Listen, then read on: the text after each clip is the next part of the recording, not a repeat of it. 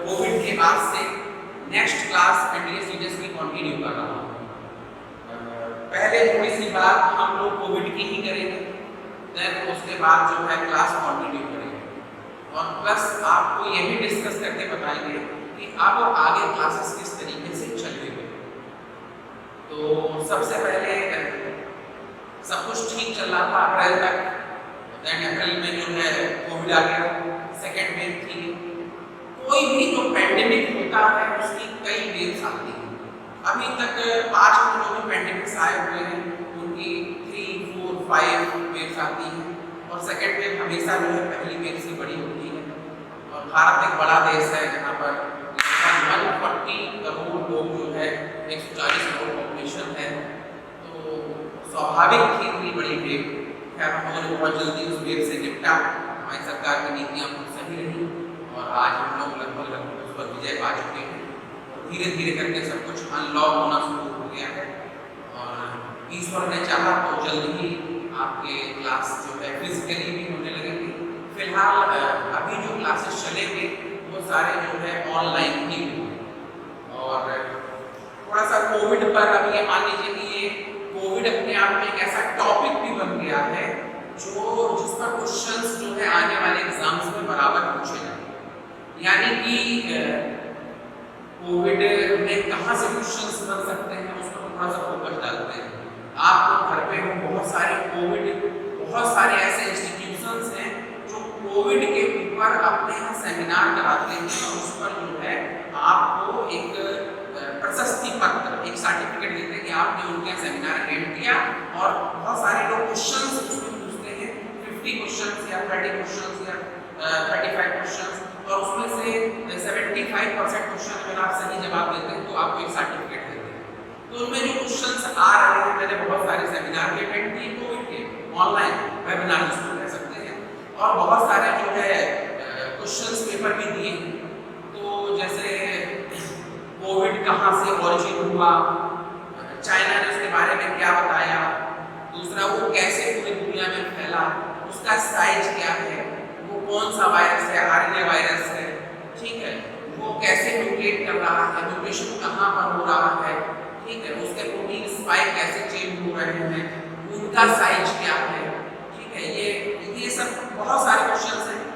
हम कोशिश करेंगे कि एक क्लास इस पर जरूर लें और वो क्लास लेकर आप लोग उसके बारे में सारा बता दें, ताकि एग्जाम्स में जब क्वेश्चंस कोविड के ऊपर पूछे जाएं, डेट्स वगैरह पता होनी चाहिए कि इंडिया में पहला जो है केस कब रिपोर्ट हुआ, वुहान में कब रिपोर्ट हुआ, अमेरिका में कब रिपोर्ट हुआ, ठीक है। और जो इनकी वैक्सीनेशंस हैं, जो वैक्सीन ड्राइव चल रही है, तो दुनिया में सबसे पहली वैक्सीन ड्राइव किस देश में हुई, किस व्यक्ति को वैक्सीन लगाई गई, ये सारी चीजें हैं।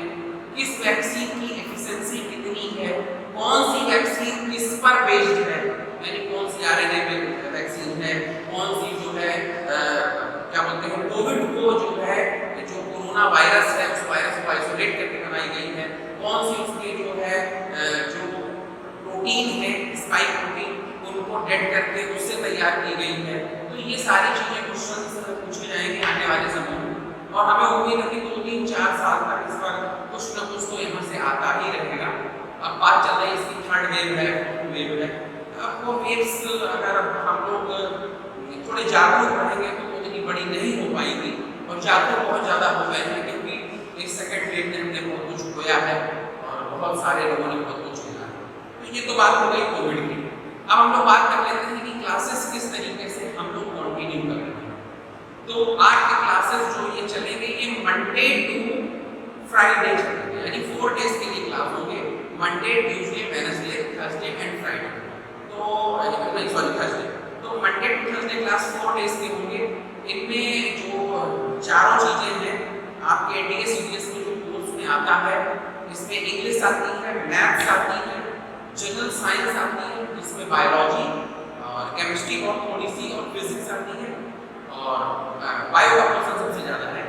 देन उसके बाद जो है जनरल साइंस में जीएस में आपका जो है हिस्ट्री है, ज्योग्राफी है, इंडियन कॉन्स्टिट्यूशन है, इंडियन इकोनॉमी है, करंट अफेयर है, history GK, current GK, animal husbandry, climate and control, soil, general science, यहाँ से भी क्वेश्चंस बनते हैं वो चारों चीजें 2 लेक्चर के साथ, यानी एक दिन में 2 सेशन होंगे, 1.5 आवर 1.5 आवर के।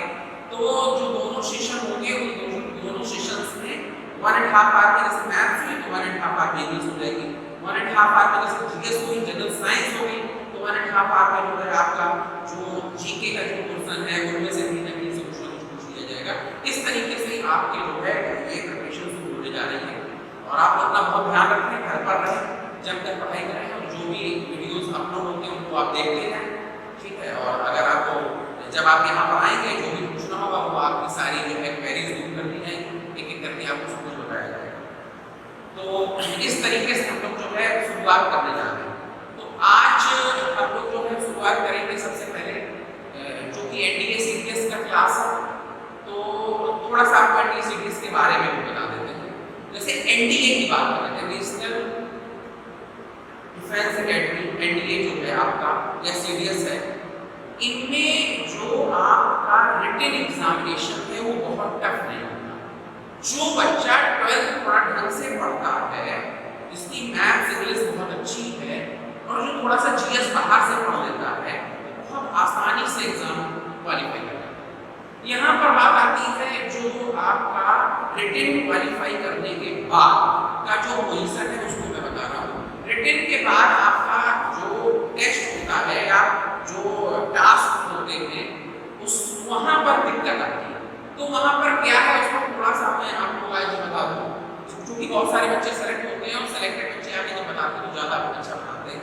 हम कोशिश करेंगे कि कुछ एक जो ऑफिसर्स हैं, सेना में जो ऑफिसर्स हैं वो आपका यहाँ पर आएँ और आपका एक क्लास लें, वो बताएं कि किस तरीके से आपकी एसएसबी होती है, सर्विस सिलेक्शन बोर्ड जो होता है। एसएसबी में लोग ये जान नहीं पाते कि वो क्यों हटाए गए, क्योंकि ये रीजन बताते हैं, लेकिन जो मेन फोकस है उसमें ये है कि आप कितना कोऑपरेटिव, आपको लोग कितना पसंद करते हैं। जैसे आप जब वहाँ जाएंगे तो जो आपके ग्रुप बनाए जाएंगे उनमें आप लोग खुद सब कुछ करने की कोशिश करते हैं, जबकि ये टीम वर्क होता है। आप किस तरीके से करना है कि सब लोग सब कुछ करें। आप सोचते हैं हमने तो हमको नंबर 1 चल रहे थे तो बता दिया गया। तो ये सारी चीजें हैं, जैसे कोई टास्क दिया गया कि आपको 6 लोगों को या 10 लोगों को ये करना है, तो आपको दूसरों की मदद करते हुए उस काम को करना, ये आप समझने की कोशिश करिए। तो रिटन को लेकर बहुत परेशान होने की जरूरत नहीं है, जितना पढ़ाएंगे उसके बाहर से एग्जाम में कुछ नहीं आएगा, इस बात की गारंटी देते हैं, क्योंकि सेट पैटर्न है कि यहाँ से एक जगहों से क्वेश्चंस पूछे जाते हैं। तो उन क्वेश्चंस को हम लोग जो है कंटिन्यू करेंगे। तो आज जनरल साइंस का एक कोर्स शुरुआत करने जा रहे हैं, जिसका टॉपिक का नाम है आपका इंडियन वाइल्ड लाइफ, भारतीय वन्य जीव। इसका इम्पोर्टेंस क्या है हम आपको इसको बताते हैं। खास तौर से जो डिफेंस ऑफिसर्स होते हैं उनके लिए इसकी इम्पोर्टेंस क्या है। आता तो ये सब जगह सिविल में भी आता है, आईएएस में भी आता है, एसएससी बैंकिंग रेलवे बैंकिंग छोड़ दीजिए, एसएससी में आता है, रेलवे में आता है, दूसरे एग्जाम्स में आता है। लेकिन इंडियन वाइल्ड लाइफ की जो इम्पोर्टेंस है वो सबसे ज्यादा जो है एनडीए सीडीएस ऑफिसर्स के लिए जो है। हमारी सेनाएं हर जगह जाती हैं, ऐसी विपरीत परिस्थितियों में काम करती हैं, तो कहाँ पर किस तरह के वाइल्ड एनिमल्स हैं, कहाँ पर किस तरह के इंसेक्ट्स हैं, किनसे खतरा है, किनसे बच के रहना है, किनसे नहीं घबराना है, ये सारी चीजें हैं। कहाँ का क्लाइमेट कैसा होगा, कहाँ कैसे सर्वाइव करना है, किन प्लांट्स की रूट्स को हम खा सकते हैं, कौन से फ्रूट्स खा सकते हैं, नहीं खा सकते हैं। जब आपको इसकी पूरी नॉलेज होगी, आपको पूरी इकोलॉजी अच्छी से आती होगी, इसी का एक ये चैप्टर शुरुआत करने जा रहे हैं, तो आपको किसी तरह की कोई दिक्कत नहीं होगी, आपको सब चीज पता होगा। तो ये सब चीजें आपको ट्रेनिंग पीरियड में भी बताई जाएगी। तो हम लोग शुरुआत करेंगे इंडियन वाइल्ड लाइफ, भारतीय वन्य जीवन। तो सबसे पहले वाइल्ड लाइफ की शुरुआत कैसे होती है और कहाँ से होती है। हर कोई उस कंट्री के बारे में अच्छे से जानता है। यूरोप का एक कंट्री है जिसका नाम है स्विट्जरलैंड, दुनिया का सबसे खूबसूरत देशों में से एक देश है। तो जो स्विट्जरलैंड है उसने दुनिया में सबसे पहले वाइल्ड लाइफ के बारे में सोचा और वाइल्ड लाइफ के ऊपर काम करना शुरू किया। तो वाइल्ड लाइफ के ऊपर काम करना क्यों शुरू किया, पहले इस बात पे आते हैं। सबसे पहले कभी कभी हमारे मन में ये आता कि भाई किसी चीज की जरूरत क्यों है। तो इकोलॉजी में आप ये समझिए कि जो भी हमारे नेचर में चीजें हैं, चाहे वो एनिमल हो, चाहे बर्ड्स हो, चाहे पेट्स हों, प्लांट्स हों, या जो भी चीजें हैं, हम एक एक करके आएंगे, या हमारे जो एटमॉस्फेयर में गैसेस हैं वो हों, हर चीज की जितनी जरूरत है परम पिता परमेश्वर ने यानी प्रकृति ने उतनी ही हमको वो चीज दी। तो इसका बैलेंस नहीं बिगड़ना चाहिए। जब इसको गड़बड़ किया जाता है, यानी ह्यूमन जब इस रिसोर्स का दोहन करता है, यानी जरूरत से ज्यादा जब इसको यूटिलाइज करता है, तो इसमें क्या होता है, इसमें गड़बड़ी शुरू हो जाती है। जब इनमें गड़बड़ी होती है तो पूरा का पूरा एक दूसरे से थ्योरी ऑफ रिलेटिविटी एक दूसरे से हर चीज रिलेटेड है और चीजें गड़बड़ होना शुरू हो जाती है। तो इकोलॉजी को मेंटेन करने के लिए, पूरे सिस्टम को ढंग से मेंटेन करने के लिए, हर चीज को बचाने की जरूरत थी। तो सबसे पहले मैंने स्विट्जरलैंड ने इसके बारे में सोचा और एक पहली जो है एक संस्था बनाई, IUCN। इस संस्था का नाम है IUCN। इसका फुल फॉर्म जो है वो क्या है उसको समझिए। इसका फुल फॉर्म है union for conservation of nature and resource. Union for conservation and nature, union for conservation of nature and resource, इसका नाम रखा। और इसकी शुरुआत जो है सबसे पहले स्विट्जरलैंड ने की। इसका हेड ऑफिस आज भी स्विट्जरलैंड। और इन्होंने दुनिया में एक मैसेज दिया कि नहीं, हमको अपने वाइल्ड लाइफ को बचाना है। This is the part of ecology. ये इकोलॉजी का बहुत बड़ा हिस्सा है। दूसरी संस्था इसी तरीके से एक और बनी जिसका नाम था WWF। ये एक और WWF टीवी में भी आता था पहले, ये चीज अलग है, ये अलग है। WWF world wide life fund, world wide life fund. इसका हेड ऑफिस भी स्विट्जरलैंड में है। इस संस्था का काम था, जब कोई भी काम करते हैं तो उसके लिए कोई फंड चाहिए होगा, पैसा चाहिए होगा, बिना पैसे कुछ हो नहीं सकता। तो इसका काम था वाइल्ड लाइफ को बचाने के लिए फंड इकट्ठा करना और उस फंड के सहारे जहां जो चीजें हैं उन चीजों को क्या करना, प्रिजर्व करना, उन चीजों को बचाना। अब बात आती है कि वाइल्ड लाइफ को कैसे बचाया जाए। और वाइल्ड लाइफ जो है डिस्ट्रॉय अगर हो रही है, अगर गड़बड़ हो रही है, कोई एनिमल विलुप्त हो रहा है, तो वो कैसे, क्यों विलुप्त हो रहा है, कैसे विलुप्त हो रहा, बात ये आती है। उसका कुछ तो रीजन होगा। जैसे मान लीजिए आप कहीं रह रहे हो और अचानक वहां आप छोड़ चले जाते हो, उसके कई कारण हैं, इसको समझना। जैसे मान लीजिए मैं किसी जगह पर रहता हूँ, मैं कानपुर में रहता हूँ, किसी मोहल्ले में रहता हूँ। अब मैं वो मोहल्ला छोड़ने जाता हूँ, उसके पहला कारण ये है कि हो सकता है मेरा वहां पर भरण पोषण ना हो पा रहा, यानी मैं पैसे रुपए ना कमा पा रहा हूँ, मेरी जीविकापार्जन ना चल पा रही हो, इसलिए हम उसको छोड़ दें। तो एनिमल भी पैसा कमाते हैं, तो ये बातों के साथ तो लगती नहीं। जैसे ये चीजें भी लगी, जैसे कोविड आया तो बहुत सारे लोग जो है वो मूव करने लगते हैं, मुंबई छोड़ के अपने अपने गाँव में आने लगते हैं। क्यों? क्योंकि मुंबई में उनको काम नहीं मिलेगा, उनका पैसा नहीं मिलेगा, काम नहीं होगा, पैसा नहीं होगा तो खाएंगे क्या, रहेंगे क्या, सर्वाइव कैसे करेंगे। ये चीज इंसान पर लागू होती है, जानवरों में नहीं होती। एक एक करके हम इस कंसेप्ट को आपको बताते हैं। वाइल्ड लाइफ, आखिर कोई भी एनिमल, वाइल्ड एनिमल अगर मर रहा है या हट रहा है या उसकी प्रजाति बराबर कम होती चली जा रही है, उनकी संख्या में बराबर गिरावट होती चली जा रही है, वो पोषित हो रहे हैं, तो उसके पीछे कारण, सबसे पहला कारण है कि उनको फूडिंग की प्रॉब्लम, वो खाने पीने की प्रॉब्लम, यानी वो जिन इलाकों में रह रहे हैं उनकी संख्या बढ़ गई हो और वो जिस चीज को खाते हैं, जिन एनिमल्स को खाते हैं, उनकी संख्या बराबर कम होती जाए, तो ऐसे में क्या होगा, वो धीरे धीरे जब उनको खाने को नहीं मिलेगा तो वो कम होगा।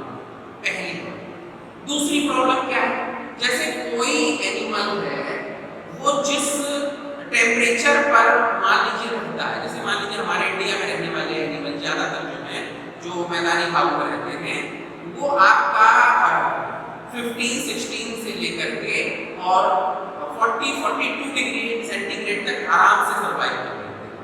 ठीक है, घास फूस खाते हैं, वेजिटेरियन भी हैं।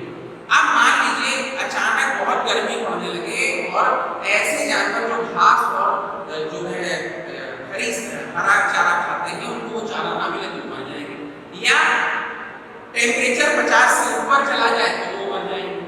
तो इसके लिए सबसे इंपॉर्टेंट चीज जो है वो मैं बताने जा रहा हूं। ये चीज आपके एग्जाम्स में कई बार पूछी जो बता रहे हैं।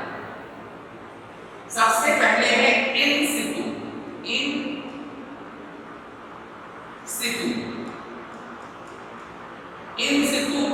दूसरा है एक्स सितु, इन सितु का दूसरी जो है वो चीज है ex situ. E X S I ex situ. ये इन सितु एक्स सितु क्या है, ये बहुत बार एग्जाम से पूछा गया। आप पिछले पेपर आप पढ़िएगा तो आपको ये चीज दिखेगी। ये दो तरीके से हम अपने वाइल्ड एनिमल्स को जो है क्या करते हैं, बचाते हैं। तो वाइल्ड एनिमल को कैसे बचाएं उसको समझना। अगर किसी वाइल्ड एनिमल को, मान लीजिए गुजरात में गीरवन में बब्बर शेर जो है संरक्षित है, हाँ काजीरंगा अभयारण्य में जो आपका असम में है वहां गैंडा संरक्षित है, या कहीं पर कोई और चीज रखी गई है, संरक्षित की गई, अचानक वहां पर क्या हो जाए कि उनको फूडिंग प्रॉब्लम हो जाए, पानी की प्रॉब्लम हो जाए, तो उनका जो क्षेत्र है वो छोटा करते जा रहे हैं, यानी चारों से रिहायशी इलाके बढ़ते जा रहे हैं, खेत बनाए जा रहे हैं, जंगल छोटे होते जा रहे हैं। इस तरह की अगर प्रॉब्लम हो जाए तो ऐसे में क्या किया जाएगा, उनकी समस्याएं हैं उनको वहीं पर दूर कर देंगे। यानी खाने की प्रॉब्लम है तो जिन चीजों को खाना पसंद करते हैं वहीं पर लाके डाला जाएगा, वहीं लाके डाल दिया जाएगा, यानी उन जानवरों को वहां प्रोवाइड कर दिया जाएगा। तो इनकी संख्या जो कम हो रही थी वो फिर से मेंटेन हो जाएगी। इसको बोलते हैं सितु। अगर मान लीजिए पानी की प्रॉब्लम है तो वहां आर्टिफिशियली तरीके से पानी पहुंचा दिया जाएगा, जिन झीलों से वो जानवर पानी पीते थे वहां पर, तो ये वहां पर जो है पलायन नहीं करेंगे, या वहां पर जो मर रहे हैं जानवर वो नहीं मरेंगे। यानी उसी जगह पर उनकी समस्याओं को दूर कर देना। वाइल्ड एनिमल की जो समस्याएं खाने पीने और रहने की, सर्वाइव करने की हैं, वो उन्हीं जगह पर दूर करके वहीं पर उनको रख लेना, ये कहलाता है इन सितु। इन सितु। एक्स सितु क्या है तो समझिएगा। कुछ ऐसी चीजें हैं जिनको आप वहीं पर दूर नहीं कर सकते। जैसे आप देखिए ग्लोबल वार्मिंग की वजह से टेम्परेचर बराबर बढ़ता चला जा रहा है, बराबर इंक्रीज करता चला जा रहा है। जैसे एग्जांपल, हम जब छोटे थे, 42 ईयर एज है हमारी, हमें याद है हम जब बहुत छोटे थे तब एसी या कूलर ये सब चीजें बहुत कम होती थी, पंखे बहुत कम हुआ करते थे। लोग छतों में फ्रेश एयर में सोना पसंद करते थे रात में, गर्मी के दिनों में इतनी गर्मी भी नहीं होती। अब बराबर गर्मी की जो इंटेंसिटी है बढ़ती चली जा रही है। हर बार तमाम आता है, इतने साल का रिकॉर्ड टूटा, 19 साल का रिकॉर्ड टूटा, इतने बर्ड्स पक्षी वहां पर मर गए, ये हो गया वो हो गया। तो जब कभी क्लाइमेट चेंज होता है, यानी मान लीजिए जो कोई वाइल्ड एनिमल 45 डिग्री से ऊपर सर्वाइव नहीं कर सकता और उस इलाके का टेम्परेचर 49-48 पहुंच रहा है, तो वो तो सारे वहां पर धीरे धीरे करके मर जाएंगे। ऐसी सिचुएशन में उनको वहां से लिफ्ट करके किसी ऐसी जगह पर जहां पर उनके अनुकूल टेम्परेचर हो, उनके अनुकूल वहां का सिचुएशन हो, वहां पर उनको जो है लिफ्ट करके पहुंचा देना, ये कहलाता है एक्स सितु संरक्षण। बहुत सारे बर्ड माइग्रेट करके भी ऐसा करते हैं। जैसे आपने सुना होगा हमारे इंडिया में एक जगह है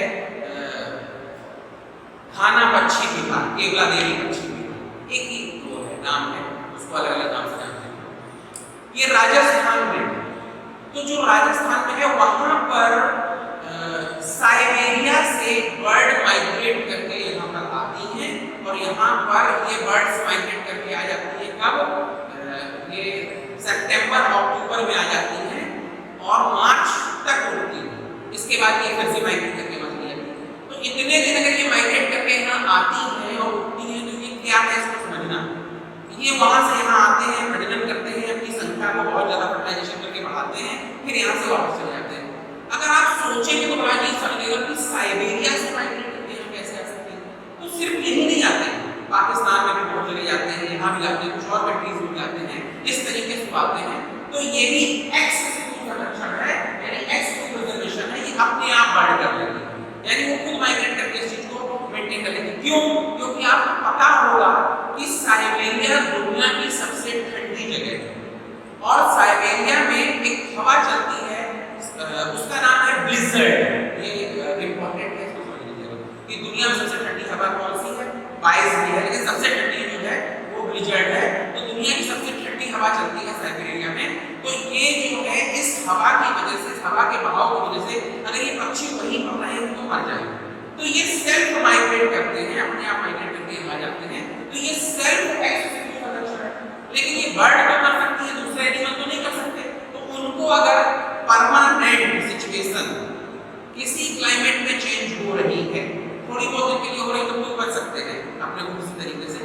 परमानेंट अगर चेंज हो रही है तो उनको बचाने के लिए हमको किस तरह का प्रिजर्वेशन अपनाना होता है, उसका नाम है एक्स सिटू संरक्षण।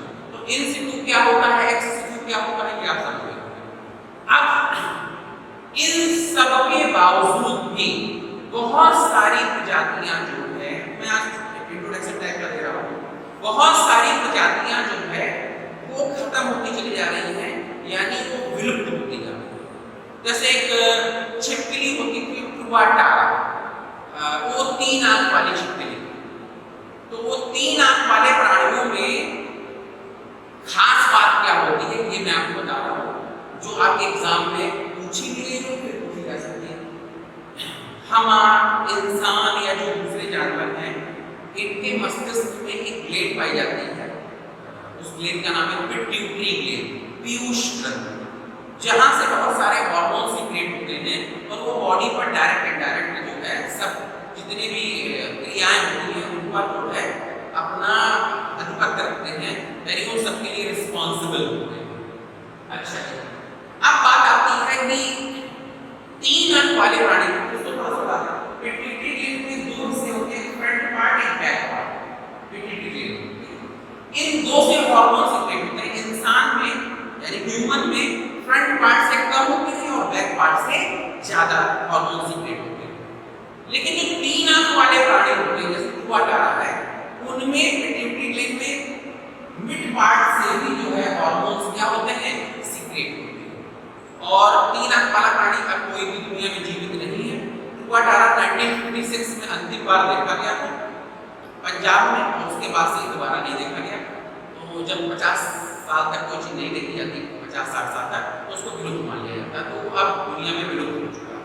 इस समय लाल पांडा को लेकर बात चल रही है, उसको बचाने की बड़ी कोशिश की जा रही है, और पांडा पर पूरा अधिकार जो है वो चाइना का है, ये भी आपको पता होगा।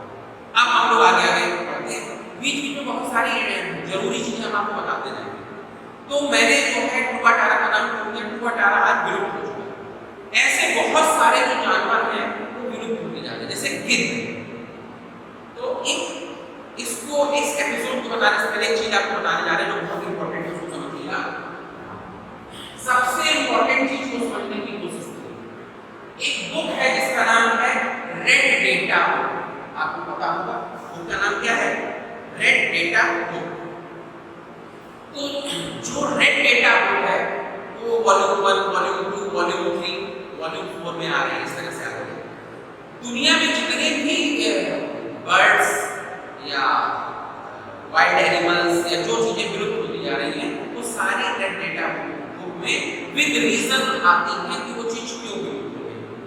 तो पहले समय में आप लोग शायद जो बच्चे इस समय प्रिपरेशन कर रहे हैं प्रीवियसली, वो गिद्ध नहीं देखे होंगे, वो सिर्फ चील देखे होंगे। चील तो आज नहीं है, लेकिन गिद्ध अब नहीं है, लगभग खत्म हो चुके हैं। पहले क्या होता था, जब कोई एनिमल, पेट एनिमल मरता था, और गांव में क्या होता था, उस पेट एनिमल की खाल निकाल लेते थे, लेदर निकाल लेते थे, उसको प्रोसेस करके शूज और वगैरह वगैरह लेदर की बहुत सारी चीजें बनती हैं, और उसके मांस को वहीं पर डाल के चले जाते थे, लेदर निकाल के। लेदर खुर, उनके खुर होते हैं, उनसे गम बनता है बहुत अच्छे पड़ने के, सींग, ये सब चीजें ले जाते थे, और बाकी वो जो मांस होता था वो पड़ा रहता था। फिर बहुत सारे गिद्ध आते थे और वो वहां पर उतरते थे और उस मांस को खा लेते थे, जिससे जो है जो बदबू और इलाके में मांस सड़ने से जो समस्याएं पैदा होती थी वो नहीं होती। आज अगर कोई जानवर मर जाता है तो सड़ता रहता है, बदबू करता रहता है, और बहुत दिनों तक उससे समस्या उत्पन्न होती है। यानी वो अपने आप धीरे धीरे करके वो जानवर जो है सेल्फ जो है वो डिकम्पोज होता है। पहले ऐसा नहीं था, पहले वो सिर्फ उसकी हड्डियां रह जाती थी, वो दिक्कत नहीं करती थी, ऑटोमेटिक डिकम्पोज होती थी। बाकी उसके मांस को, यानी जो प्रोटीन था, उसको पूरे तरीके से पक्षी खा लेते थे, गिद्ध खा लेते थे। अब गिद्ध जो है वो क्या हो गए, डिस्ट्रॉय हो गए, मतलब गिद्ध एक एक करके सारे मरे।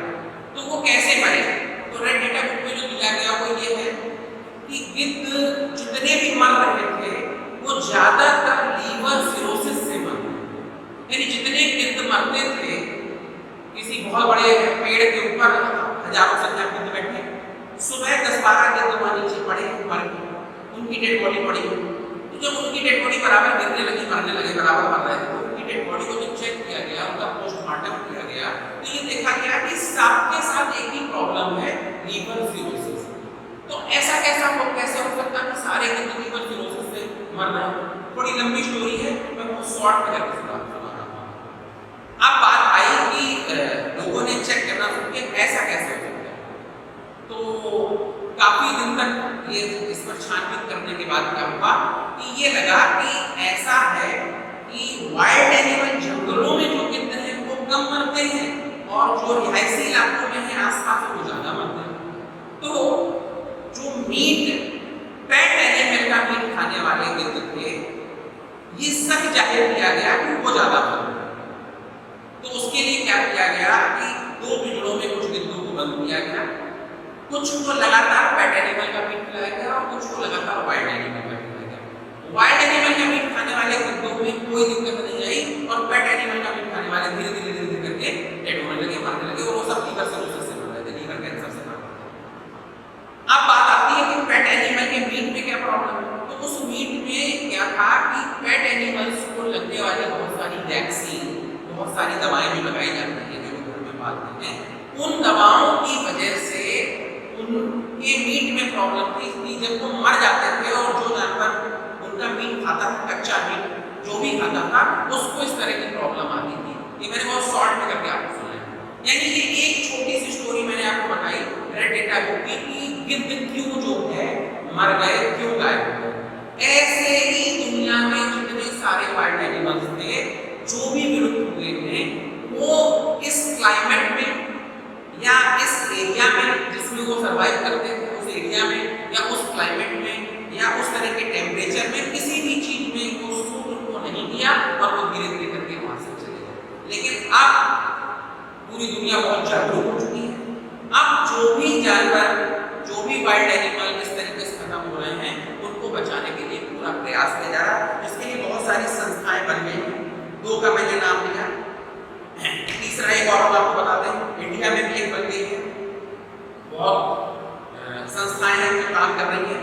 ये संस्थाएं विश्व की बड़ी-बड़ी दूसरी संस्थाओं से मिलकर काम कर रही हैं।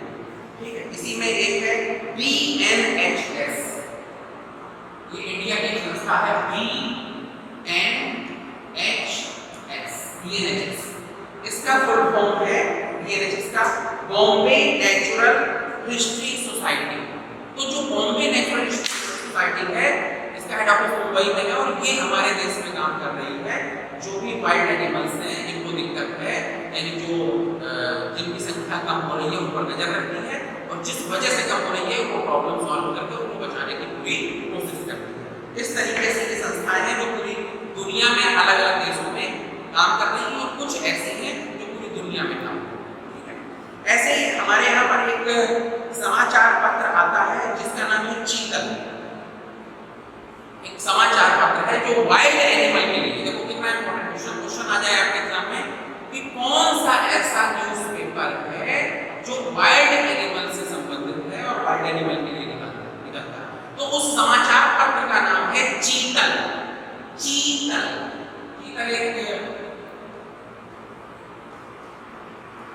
एक जानवर होता है। ठीक है, तो जो चीतल समाचार पत्र है इंडिया में निकाला जाता है, वो हमारे वाइल्ड लाइफ के बारे में पूरा बताता है।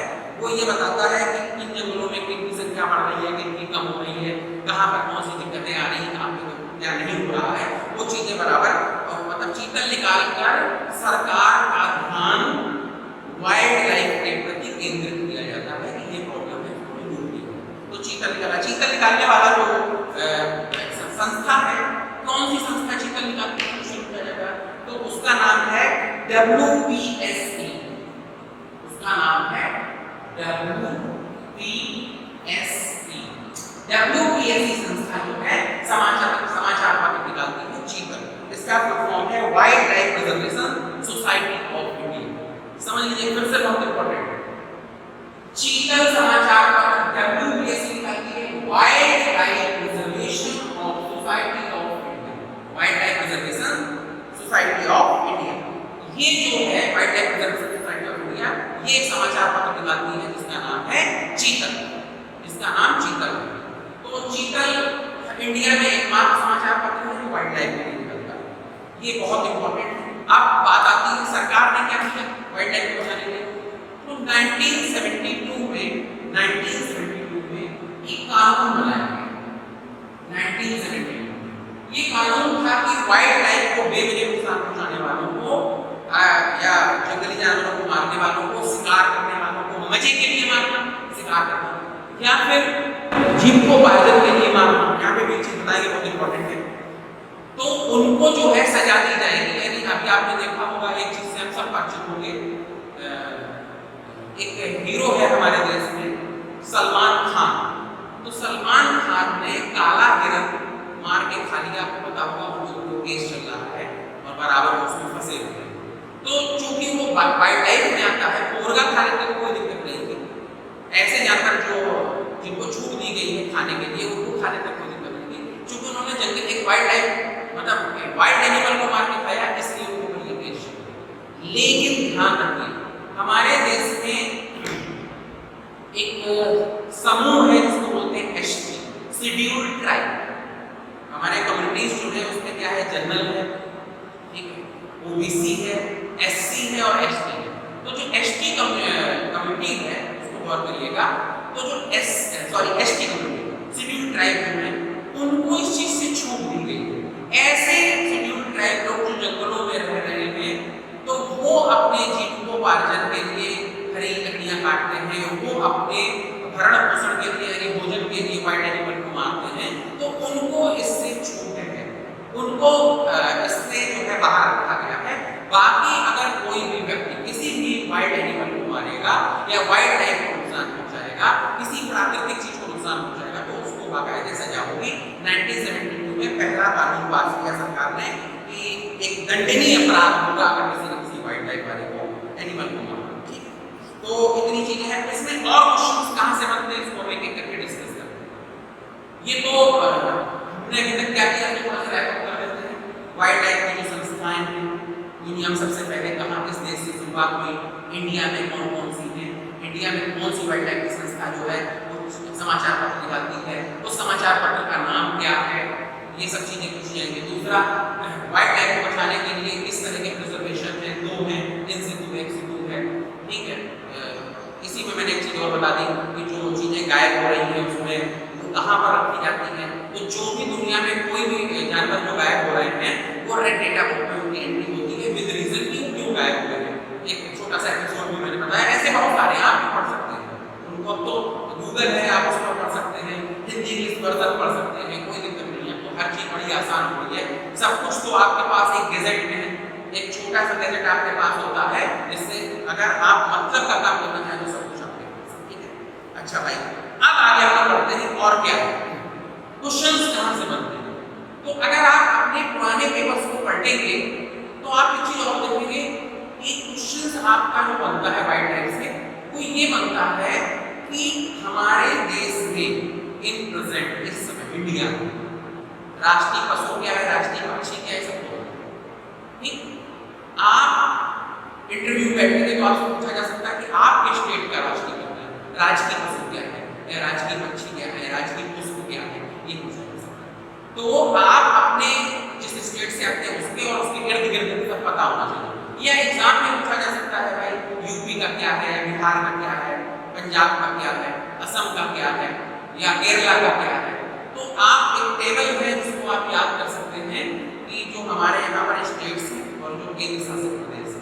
तो केंद्र शासित प्रदेशों में तो कोई है नहीं, जो स्टेट्स है उन स्टेट्स का कौन कौन सा राष्ट्रीय पशु है, कौन कौन सा राष्ट्रीय पक्षी है, ये एक टेबल है, ये हम अपलोड कर देंगे। इसको एक एक करके लिखाएंगे, बड़ा टाइम लगेगा, तो इसलिए हम जो है सॉफ्ट कॉपी आपको जो है अपलोड करा देंगे, उसमें आप देख लीजिएगा कि कहाँ का क्या। जैसे एकदम बता सकते हैं आंध्र प्रदेश का है 24 पक्षी है हवासी और 24 पशु है।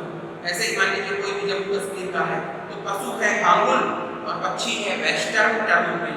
तो इस तरीके से हम पूरे आपको एक एक करके पूरा दे देंगे, आप उसको देख लीजिएगा। यहाँ से क्वेश्चन एग्जाम में बहुत ज्यादा बनते हैं। आगे बढ़ते हैं नेक्स्ट। अच्छा जी,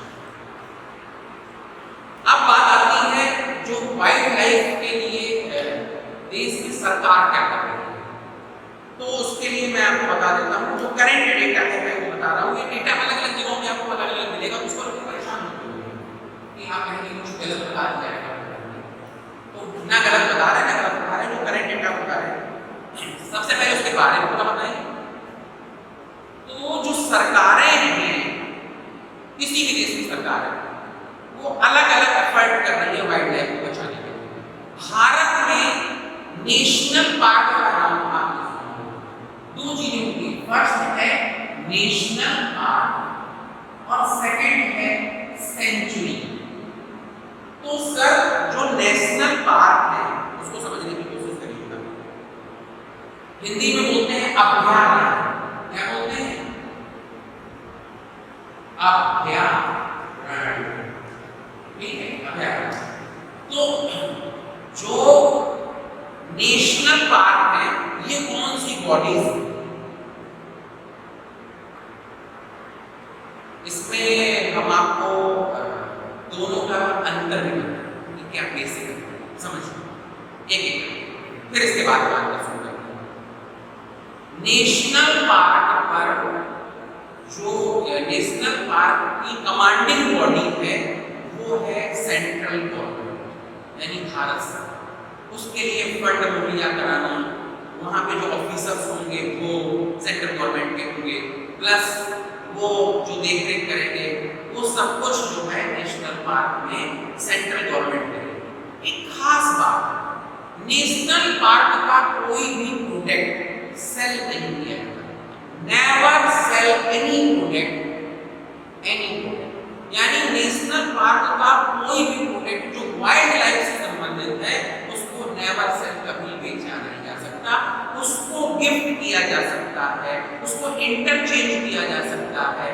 लेकिन ध्यान रखिएगा, यहाँ पर कुछ चीजें इसमें नहीं आती, जैसे लाइक कोई बहुत बड़ा नेशनल पार्क है, जंगल है और वहाँ मधुमक्खी के छत्ते लगे हुए हैं और वहाँ से अगर शहद निकाला जा रहा है, हनी निकाला जाता है, तो उस हनी को बेचा जा सकता है। वहाँ पर अगर प्लांट से सूखी हुई लकड़ियाँ मिल रही हैं तो उनको बेचा जा सकता है। यानी कहने का मतलब लकड़ियाँ बेची जा सकती हैं, फ्रूट्स जो वहाँ पे फ्रूट्स होंगे नेशनल पार्क में उस प्रोडक्ट को सेल किया जा सकता है। अगर वहाँ कोई झील है तो उस झील की मछलियों को बेचा जा सकता है। अगर वहाँ पर जो है शहद निकल रहा है तो शहद को बेचा जा सकता है। वहाँ से कोई जड़ी बूटी निकल रही उसे बेचा जा सकता है। But never cell like product. Like वहाँ जब शेर ज्यादा होगा उस शेर को नहीं बेचा जा सकता, हिरन ज्यादा होगा हिरन को नहीं बेचा जा सकता, बंदर ज्यादा है बंदर को नहीं बेचा जा सकता। तो कहने की बात क्या है कि नेशनल पार्क जो होंगे उनका कोई प्रोडक्ट जो है वो सेल नहीं होगा। वो क्या होगा जो ज्यादा होगा, एक नेशनल पार्क दूसरे नेशनल पार्क को दे देगा, एक नेशनल पार्क किसी सेंचुरी को दे देगा, एक नेशनल पार्क को कहीं और भेज देगा। जो चीज यहाँ ज्यादा है वो दे देगा, जो चीज यहाँ कम है वो दूसरे से ले लेगा। इस बात को समझिए। बट जो सेंचुरीज होती हैं उनके बारे में समझिएगा। Centuries number 1 government of India की हो सकती है, सेंट्रल गवर्नमेंट की भी हो सकती है, स्टेट गवर्नमेंट की भी हो सकती है, पर्सनल भी हो सकती है, यानी किसी व्यक्ति की भी हो सकती है। लाइक उत्तर प्रदेश का नाम सुना है आप, यहाँ खड़े होकर वो पढ़ा रहे हैं। उत्तर प्रदेश में एक पॉलिटिशियन है राजा भैया, मैं ये जानता हूँ, मैं बताऊँ, उनकी अपनी सेंचुरी, उनका घर है एक सेंचुरी के अंदर बना हुआ, ठीक है। वो बेदी के राजा और भंत्री की रानी के बेटे हैं, तो वो एक सेंचुरी के अंदर रहते हैं। मैं एक बार कुंडा गया था, नाम कुंडा, तो मुझे पता है कि उनके उसमें सेंचुरी बहुत बड़ी सेंचुरी है। तो सेंचुरी किसी व्यक्ति विशेष की भी हो सकती है, लेकिन जो उसमें प्रोटेक्ट है उस पर उसका कोई अधिकार नहीं होगा, यानी उस व्यक्ति का अधिकार नहीं होगा जिसकी वो सेंचुरी। तो अब मेरी बात सुनिए, सेंचुरीज के अभयारण्य में क्या होगा, अभयारण्य में जो भी प्रोडक्ट होंगे, यानी जो भी चीजें वहां से प्रोड्यूस होंगी उसको सेल किया जा सकता है। वहां जानवर, अगर मान लीजिए किसी सेंचुरी में शेर ज्यादा हो गए, भालू ज्यादा हो गए, हिरन ज्यादा हो गए, कोई और चीज ज्यादा हो गई, तो वो दूसरी सेंचुरी को बेच सकते हैं, नेशनल पार्क को बेच सकते हैं, बाहर फॉरेन में बेच सकते हैं, लेकिन परमिशन लेने के बाद, यानी विद परमिशन उस चीज को सेल किया जा सकता है। ये ध्यान रखिएगा। लेकिन अपनी सेंचुरी का पूरा डेटा, यानी व्यक्ति विशेष की है तो या अगर गवर्नमेंट की कोई बात उनके पास तो होता ही है, अपनी सेंचुरी का पूरा डेटा जो है वो गवर्नमेंट को देना पड़ता है कि हमारी सेंचुरी में 1% ये चीज इतनी संख्या में है, ताकि किसी भी वाइल्ड एनिमल की तस्करी ना हो सके। ये आपको पता होगा एक जगह है दुबई, तो दुबई के बारे में सब जानते हैं। दुबई में ज्यादा पैसे वाले लोग हैं, तो शेर, चीता, भालू इस तरह के वाइल्ड एनिमल पालने की कोशिश करते हैं और पालते हैं, कोशिश करते हैं। तो अब बात आती है इंडिया में जो नेशनल पार्क है उनकी संख्या 104, 104 नेशनल पार्क की संख्या 104 है। फिर ध्यान रखिएगा बेटा, ये डेटा आपको अलग अलग ग्रुप में अलग अलग मिलेगा, उसमें परेशान होने की जरूरत नहीं है, ये करेंट डेटा है। तो 104 जो है नेशनल पार्क है और सेंचुरीज है 543 सेंचुरी, ठीक है।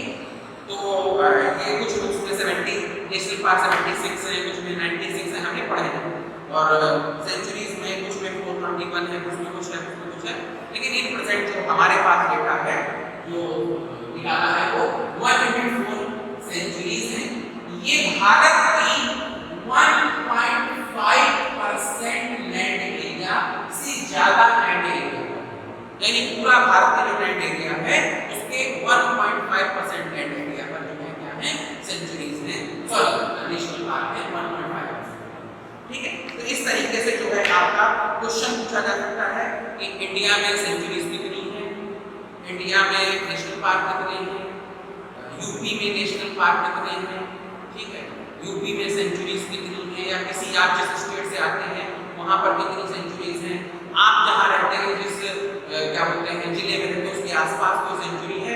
जैसे हमारे यहाँ कानपुर में रहते हैं, मैं कानपुर में क्लास ले रहा हूँ, तो कानपुर में मैं बता दूं कानपुर वालों को कि जो हमारा चिड़ियाघर है ये अपने आप में एक सेंचुरी, ये HPTI से बिल्कुल लगा हुआ। तो कहने का मतलब जो है ये भी सेंचुरी है। लखनऊ कानपुर के बीच में जो है नवाबगंज पक्षी विहार है, वो भी अपने आप में एक सेंचुरी है। तो इस तरह से बहुत सारी सेंचुरी, एक आपका जो है लॉयन सफारी बनी हुई है इटावा के पास, वो भी एक सेंचुरी है। तो आपको पता होना चाहिए कि आप जहाँ से आते हैं उसके इर्द गिर्द कौन सी सेंचुरीज हैं, या आपसे पूछा जा सकता है कि वहाँ क्या चीज़ें फेमस हैं, क्या वहाँ पे कोई सेंचुरी है नहीं है, अब आप जानते नहीं कि क्या है। तो ये चीज़ें आपसे एग्जाम में पूछी जा सकती हैं। खासतौर से ऐसी चीज़ें आपके इंटरव्यू में बहुत पूछी जाती हैं कि आप जहाँ के रहने वाले हैं वहाँ के बारे में बताइए।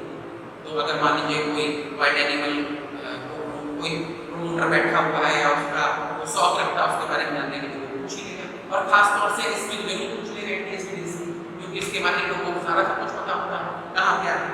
तो दूसरा मैंने आपको एक चीज़ और बताई कि इनके प्रोडक्ट को क्या किया जा सकता है, किसके प्रोडक्ट को सेल किया जा सकता है, किसके नहीं, कौन से प्रोडक्ट सेल किए जा सकते हैं, कौन से नहीं किए जा सकते, ठीक है, इनसे आने वाली इनकम का क्या होगा। तो ये सारी चीज़ें हैं, यहाँ से बहुत सारे क्वेश्चन पुटअप होते हैं, ये ध्यान रखिएगा, एक एक करके हम आपको बताते चल रहे हैं, ठीक है। अब हम लोग एक इंटरेस्टिंग चीज पढ़ना शुरू करते हैं, इसी का पार्ट सांप, स्नेक, वाइल्ड लाइफ से रिलेटेड है ये चीजें। सर एक बड़ी प्रॉब्लम है कि सांप देखा नहीं कि लाठी डंडा लेके आए उसको मार देंगे, तो जो स्नेक्स है, snake also part of ecosystem, ecology, ठीक है, वो सब उसके पार्ट है। तो उसको क्यों मार रहे हैं? आपके घर में है तो आप उसको मार देना, जंगल में आप कौन होगा उसको मारने वाले, आप उसके इलाके में हैं, वो आपके इलाके में नहीं, फिलहाल किसी वाइल्ड एनिमल को नहीं मारना चाहिए। अब बात आती है जो सांप है, क्यों लोग मारते हैं? एक्चुअली सांप से बहुत बड़ा डर है लोगों को कि सांप काट लेगा तो मर जाएगा, बिल्कुल सही बात है, अगर किसी जहरीले सांप ने काट लिया तो डेथ हो सकती है। अब लोग आगे बढ़ते हैं, आपको स्नेक से रिलेटेड चीजें बताएंगे, यहाँ से क्वेश्चन बहुत ज्यादा सबसे पहले नंबर 1, भारत में जो स्नेक्स है, सांप है भारत में, वो लगभग अप्रॉक्स 330 स्नेक, 330 टाइप्स के स्नेक पाए जाते हैं, 330 प्रजातियों के सांप पाए जाते हैं इन इंडिया, भारत में, जिसमें जानकर बड़ा आश्चर्य होगा आपको ओनली 69 स्नेक्स जो है वो पॉइजनस विषैले हैं और बाकी विषैले नहीं।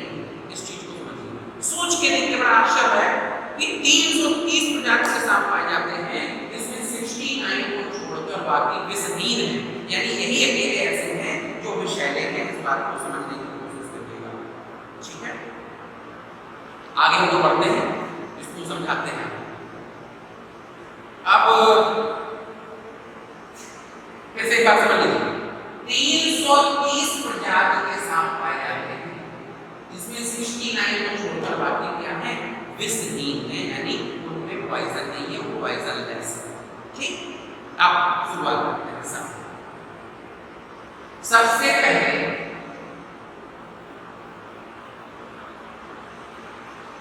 सांप रेप्टाइल में आता है।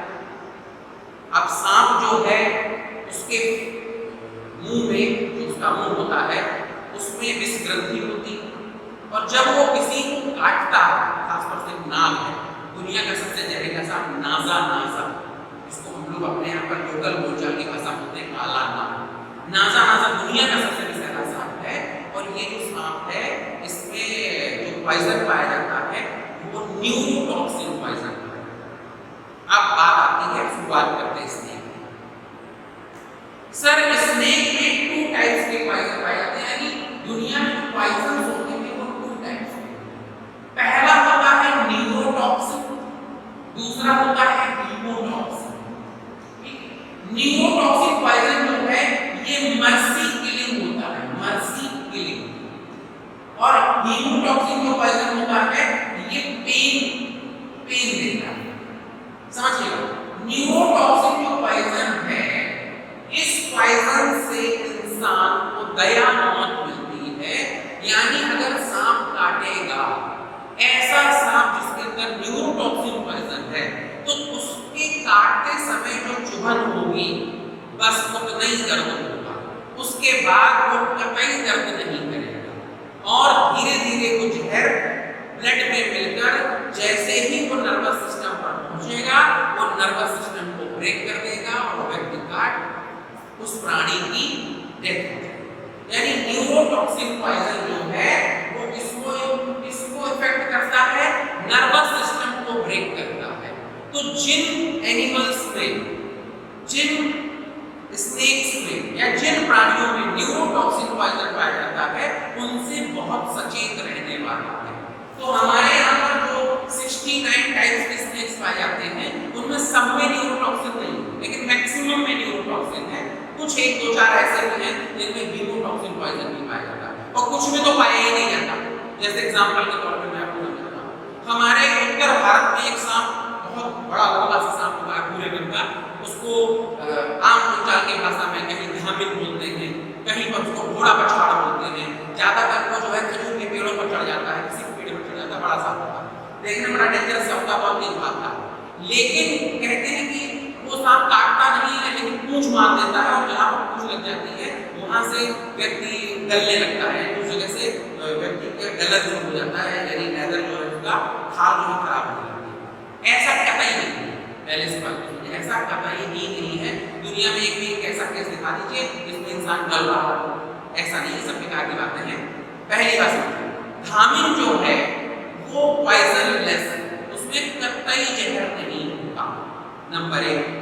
एक और सांप होता है जिसको सबने देखा होगा, उसका नाम है टायस, यानी उसको बोलते हैं आम बोलचाल की भाषा में बोलते हैं दो मुंही। उसके 2 मुंह होते हैं, आगे से भी चलती पीछे से चलती। तो सबसे पहले इसको क्लियर कर लीजिए कि 2 मुंह नहीं होते, उसका पिछला हिस्सा में मुंह जैसा लगता है बट वो मुंह नहीं होता, और वो दोनों तरफ से चल सकती है, आगे भी पीछे भी। यानी कोई भी सांप अगर ऐसे चल रहा है, ऐसे करके चल रहा है, तो अगर उसको भागेगा तो हमेशा एक साइड से भागेगा। ये ऐसे सांप होता है जो पीछे ऐसे भी चल देता है, ऐसे भी चल देता है, इसलिए उसको कहते हैं कि वो 2 मुंह वाली है, यानी वो 2 मुंही है। इसमें कतई पॉइजन नहीं होता, पहली चीज। दूसरी चीज उसके लिए कहते हैं पॉइजन नहीं होता, काटने के लिए, अगर काट के तो आदमी मर जाता है, कतई नहीं। पहली बात तो पॉइजन नहीं होता। दूसरा, ये एक ऐसा सांप है हमें जो जिसे भगवान ने ना काटने योग्य बनाया, ये काटने में असमर्थ है, ये काट ही नहीं सकता, इम्पॉसिबल, ये इम्पॉसिबल है, ये काट ही नहीं सकता। तो बहुत सारी भ्रांतियां जो हैं हमारे देश में सांपों को लेकर हैं। तो बहुत सारे ऐसे सांप हैं जो विषहीन होते हैं, पॉइजनलेस होते हैं, ज्यादातर पॉइजनलेस होते हैं, लेकिन जिनमें पॉइजन है उनमें न्यूरोटॉक्सिक पॉइजन है। और न्यूरोटॉक्सिक पॉइजन जो है मर्सी किलिंग, यानी मर्सी किलिंग, दया मौत देता है। दया मौत समझिए क्या है दया मौत? अगर किसी को सांप ने काटा तो सांप का पॉइजन यानी न्यूरोटॉक्सिक पॉइजन धीरे धीरे उसके ब्लड में मिलेगा। तो जब भरपूर मात्रा में मिलने के बाद जो भी है वो जब उसके न्यूरो सिस्टम पर पहुंचेगा, नर्वस सिस्टम पर, तो वो उसके नर्वस सिस्टम को ब्रेक कर देगा और बैक्टीरिया पहले। अब यहाँ पर एक बहुत बड़ी भ्रांति है, उसको थोड़ा सा दूर कर देते हैं। न्यूरोटॉक्सिक पॉइजन अगर ब्लड में मिलकर बहेगा तो क्या होगा? व्यक्ति की डेथ हो जाएगी। लेकिन न्यूरोटॉक्सिन पॉइजन अगर कोई पी लेगा तो कुछ नहीं होगा। एग्जांपल, और उस प्याले में कौन सा पॉइजन है? न्यूरोटॉक्सिक पॉइजन, यानी सांप का जहर है। अब उस सांप का जो दुनिया का सबसे जहरीला सांप है वो इंडिया में पाया जाता है, नासा काला सांप उसको बोलते हैं, जो उत्तर भारत में पाया जाता है। और इसका अगर आप जहर निकाल लेते हैं, एक प्याला जहर, और उस जहर को आप भरकर या दूध में मिलाकर या कंसंट्रेट आप पी लेते हैं उस पॉइजन को, ध्यान रखिएगा इसका 1 ml 1 ml जहर जो है 1 ml क्वांटिटी न्यूरोटॉक्सिक पॉइजन की, स्नेक की न्यूरोटॉक्सिक पॉइजन की किसी को मौत, मतलब किसी को मौत देने के लिए पर्याप्त है। लेकिन 1 ml छोड़िए, आप 100 ml अगर पी लेते हैं तो आपको कुछ नहीं होगा। क्यों? क्योंकि दिस इज प्रोटीन। जो न्यूरोटॉक्सिन पॉइजन है ये भी प्रोटीन, कोरोना भी तो प्रोटीन है। तो जो न्यूरोटॉक्सिन पॉइजन है वो क्या है? प्रोटीन है। तो जब आप इसको पिएंगे तो ये महंगा प्रोटीन है, जब अंदर जाएगा तो अगर आपके अंदर मुंह में छाले नहीं है, यानी कहीं भी ब्लड के संपर्क में नहीं आना चाहिए, अंदर पाचन तंत्र तक अगर सब कुछ सही है, पर अल्सर वगैरह नहीं है किसी को, तो कतई इंसान की मौत नहीं होगी, यानी जहर पी लेने से वो पूरी तरीके से क्या है? सेफ। लेकिन इसी जगह पर काट कर, इस जगह पे ऐसे चीरा लगाकर एक ब्लड को जो ऐसे जहर को उस ब्लड में ऐसे लगा दिया जाए तो इंसान मर जाए। समझने की कोशिश करें, कहने का मतलब जो है, बहुत सारी इसमें एक स्टोरी है, बहुत पुराने समय में पब्लिक को पागल बनाने के लिए लोग करते थे, सांप का जहर निकाला, उसको दूध मिला के सबके सामने पी लिया। लोग तो बिल्कुल हड़बड़ रह गए, बाबा जी ने पी लिया, बहुत ऊंचे कोई इंसान है, भगवान स्वरूप है, जहर का कुछ नहीं कर सकता, किसी को कुछ नहीं कर सकता। अगर वो स्वस्थ है तो न्यूरोटॉक्सिन पॉइजन पीने से कुछ नहीं होता, लेकिन अगर वो ब्लड के संपर्क में आएगा तो वो मौत होगी। ठीक है, तो न्यूरोटॉक्सिन पॉइजन की एक खास बात है। अब बात आ जाती है हीमोटॉक्सिन पॉइजन। हीमोटॉक्सिन पॉइजन बहुत सारे जो इंसेक्ट्स हैं उनमें पाया जाता है, और जिनमें जो है सबसे जो फेमस हीमोटॉक्सिन पॉइजन है वो बिच्छू का है। आपने सुना बिच्छू, सब जानते हैं, बिच्छू जब काटता है तो बहुत ज्यादा पेन होता है, आदमी पूरी तरह से चिल्लाता है। उसके लिए कुछ भ्रांति नहीं, जितना वो ज्यादा दूर जाएगा उतना ज्यादा चढ़ेगा बिच्छू, यानी ऊपर तक आएगा, ऐसा करता ही नहीं। मधुमक्खी के अंदर हीमोटॉक्सिन, बिच्छू के अंदर हीमोटॉक्सिन, पीली वाली बड़ी मक्खी आती है जिसको बरैया बोलते हैं, हीमोटॉक्सिन। ये जितने भी हीमोटॉक्सिन पॉइजन होते हैं, जैसे ही ये इनका ड्रग आपके बॉडी के अंदर पंप करेगा जहर को, वैसे ही बहुत भयंकर दर्द होगा, असहनीय पीड़ा होगी, जो पीड़ा शुरू में सहन कर पाना बहुत मुश्किल होगा, असहनीय दर्द देगा। लेकिन धीरे धीरे वो दर्द कम होता चला जाएगा, और वो अगर हीमोटॉक्सिन पॉइजन बहुत ज्यादा मात्रा में चला गया, बहुत ज्यादा तो लगभग, अदरवाइज वो मौत नहीं देता, यानी वो दर्द धीरे धीरे करके ठीक हो जाता है। बहुत सारे लोग यहाँ पर बिच्छू झाड़ने की बात करते हैं, साइंस में ऐसा कहीं कुछ नहीं, कोई तरीका नहीं झाड़ने का। वो तरीका क्या है? जितना ज्यादा आप किसी बिच्छू काटा कटवा लीजिए जाके, धीरे धीरे टाइम बीत रहा है, आप वहां जाएंगे टाइम हो जाएगा, फिर वो आएगा बैठेगा पूछेगा उसमें टाइम होगा, फिर वो उस बंद पढ़ के आपको झाड़ेगा उसमें और टाइम हो जाएगा, धीरे धीरे करके आपका दर्द फिर साइकोलॉजी यहाँ पढ़ गया भाई ठीक हो गया। बाकी ऐसा कोई तरीका नहीं है, ऐसा कोई नहीं है। तो आप समझ लीजिए न्यूरोटॉक्सिक पॉइजन और हीमोटॉक्सिक पॉइजन जो पॉइजन पाए जाते हैं इनमें एक बहुत ज्यादा पेन देता है, एक पेन नहीं देता है, वो बहुत देता है। पीने से कुछ नहीं होता लेकिन ब्लड के संपर्क में बाद तो ये है सांप का। अब सांपों से जो क्वेश्चंस आते हैं, सबसे पहले सांप कितने प्रकार के इंडिया में पाए जाते हैं? दुनिया में तो बहुत तरह के, इंडिया में 330 प्रकार के। कितने पॉइजनस है? 69। दुनिया का सबसे जहरीला सांप कौन सा है? नाजा नाजा, दुनिया का सबसे जहरीला सांप। कहाँ पाया जाता है? इंडिया के मैदानी भाग में पाया जाता है। इसके बाद भारत में दुनिया का सबसे खूबसूरत सांप भी पाया जाता है। खूबसूरत मतलब देखने में बड़ा अच्छा होता है।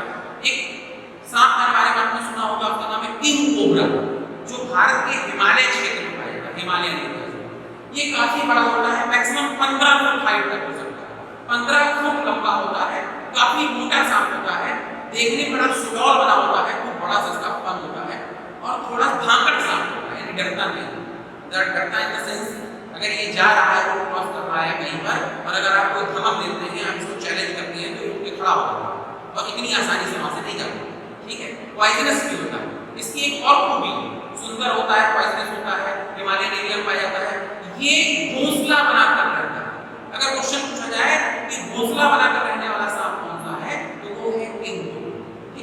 जितने भी सांप होते हैं ये सारे अंडे देते हैं और अंडों से बच्चे निकलते हैं। सांप के लिए एक चीज और फेमस है कि सांप अपने बच्चों को खा लेता है, यानी चाट चाट के उसको खा जाता है, ना खाए तो बहुत सारे सांप। अच्छा, अब यहाँ पे खास बात और सुनिए, एक सांप है, इस नाम को आप नोट करिएगा, यूरोपेटिस। इस सांप का नाम है यूरोपेटिस। ये बच्चे देने वाला सांप,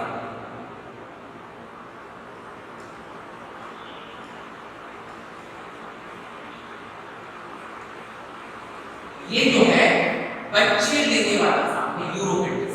यानी दुनिया में ये एकमात्र ऐसा सांप है जो क्या देता है? बच्चे देता है, यानी अंडे नहीं देता। बाकी सारे सांप क्या देते हैं? अंडे देते हैं। एक और सांप होता है ट्रोपिडोनाटस। ये कोबरा की तरह होता है देखने में, लेकिन ये विषहीन होता है, ये ध्यान रखना। यानी यहाँ पर कंफ्यूजन हो जाता है, देखने लगता कोबरा है और होता है वो विषहीन सांप होता है। तो बहुत सारे सांप हैं, जो मुख्य विषैले सांप हैं वो कौन कौन से हैं वो हम आपको बताते हैं। जितने भी वाइपर्स हैं, Russell's viper, headless viper, Himalayan viper, ये बहुत जहरीले हैं। सबसे जहरीला है नासा नासा। इसके बाद जो विषहीन है सबसे ज्यादा पाए जाते हैं, उनमें टायस धामी जिसको बोलते हैं, जिसको आप दो मुही बोलते हैं ऊंचा की भाषा।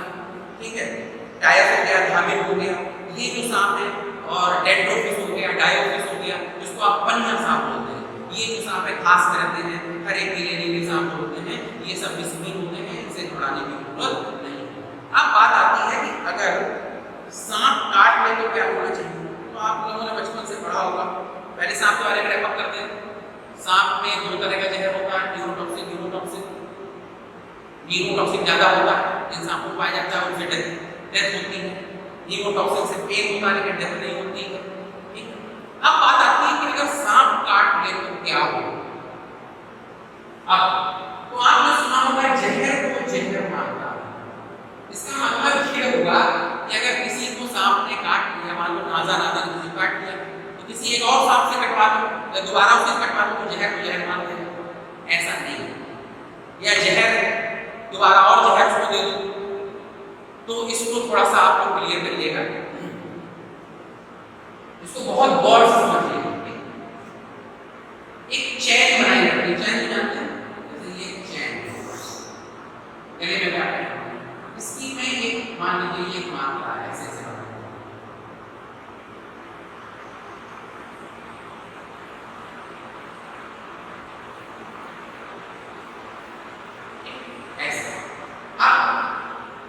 किस तरीके से एंटी पॉइजन तैयार किया जाता है, प्रतिविष तैयार किया जाता है, जहर को जहर कौन मारता है, कैसे मारता है?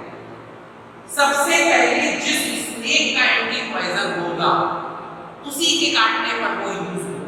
लाइक अगर किसी को नाजा नाजा ने काटा है तो एंटी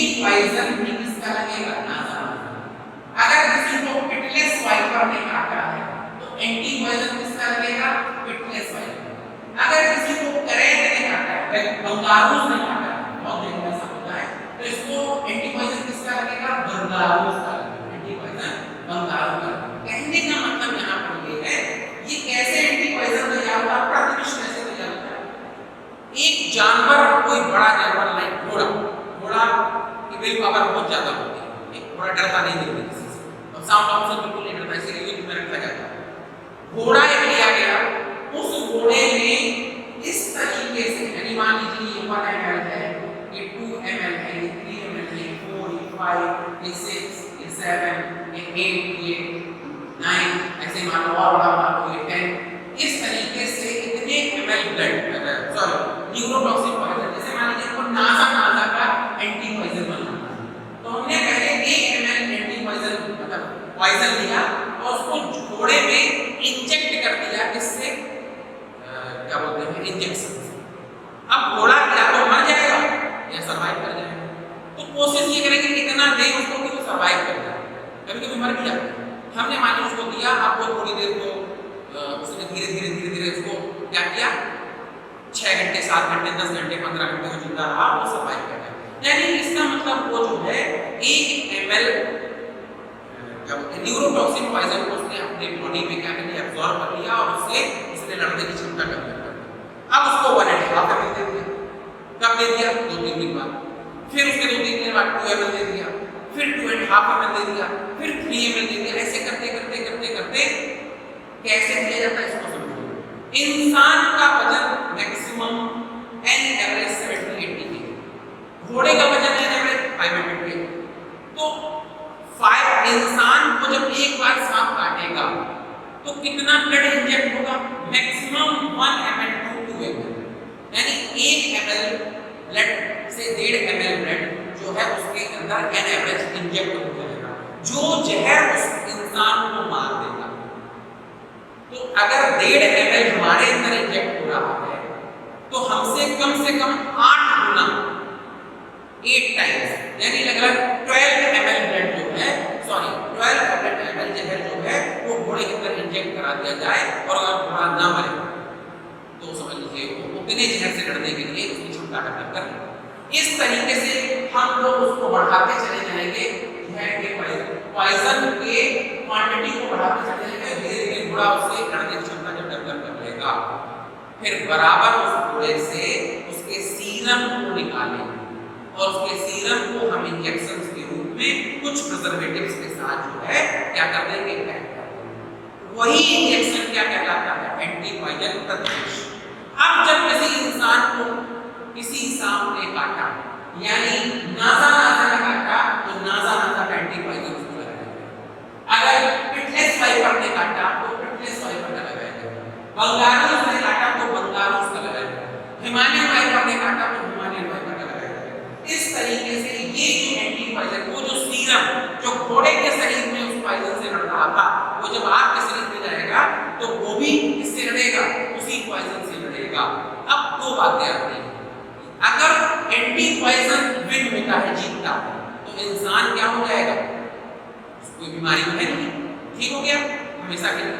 और अगर मान लीजिए एंटी पॉइजन कमजोर था और जो पॉइजन गया शरीर के अंदर वो ज्यादा जो है पावरफुल था, तो इंसान की डेथ हो जाएगी। लेकिन ऐसे केसेस बहुत कम होते हैं, ज्यादातर एंटी पॉइजन जो है वो सक्सेस चांस ज्यादा होता है, नंबर 1।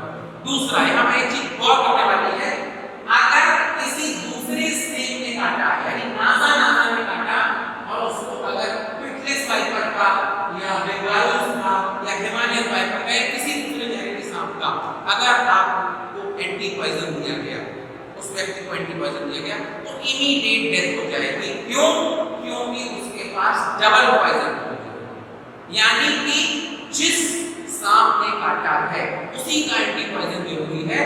अगर क्रॉस में दे देंगे तो अभी देखिए यहाँ पर क्या हुआ, कोई जगह ऐसे था वहां पर वैक्सीन का कॉकटेल कर दिया जो लग रही है, यानी पहली डोज को वैक्सीन लगती है, सॉरी कोविशील्ड लगी थी, दूसरी को वैक्सीन कर दी। बाद में भी हमने कुछ 2 दिन पहले न्यूज में सुना कि कुछ देश जो है वो वैक्सीन के कॉकटेल करने की बात कर भी रहे हैं कि इसके अच्छे नतीजे आएंगे, खराब नहीं। लेकिन यहाँ पर पॉइजन और एंटी पॉइजन का पॉइजन डबल हो जाएगा। पहली चीज। एक बात और समझ लो, मान लीजिए किसी व्यक्ति को किसी सांप ने काटा और वो सांप जो है वो विषहीन है, यानी वो पॉइजनलेस, उसमें पॉइजन नहीं है, और अगर ऐसे में उसको किसी भी सांप का एंटी पॉइजन डाल दिया जाए तो भी उसकी डेथ हो जाएगी। यानी कहने का मतलब अगर जहर शरीर के अंदर नहीं है किसी सांप का और एंटी पॉइजन डाला जाएगा तो वो एंटी पॉइजन का काम करेगा उस व्यक्ति पे। इस बात को ध्यान रखिएगा। तो हमें उम्मीद है आपको थोड़ा अच्छा लगा होगा। एंटी पॉइजन कैसे बनता है, किसके शरीर में बनता है, ज्यादातर घोड़ों में तैयार किया जाता है। दूसरा, कैसे काम करता है, ठीक है, कैसे उसके सीरम को डाल के रिजर्व कर लेते हैं, वही सीरम एंटी पॉइजन होता है क्योंकि उसकी टेंडेंसी शरीर के अंदर जो है जाकर पॉइजन से लड़ने की होती है। तो एक बार रैप कर देते हैं इसको पूरा सा, फिर से समझ लीजिए। सबसे पहले स्नेक, टाइप ऑफ स्नेक्स बहुत सारे जो है पॉइजन वाले होते हैं, बहुत सारे पॉइजनलेस होते हैं, ज्यादातर पॉइजनलेस होते हैं। एक और क्वेश्चन यहाँ होता है, भारत में सबसे ज्यादा सांप कहाँ पाए जाते हैं? तो भारत में सबसे ज्यादा सांप राजस्थान में पाए जाते हैं। कहाँ पर पाए जाते हैं? राजस्थान में सबसे ज्यादा पाए जाते हैं सांप, ध्यान रखिए।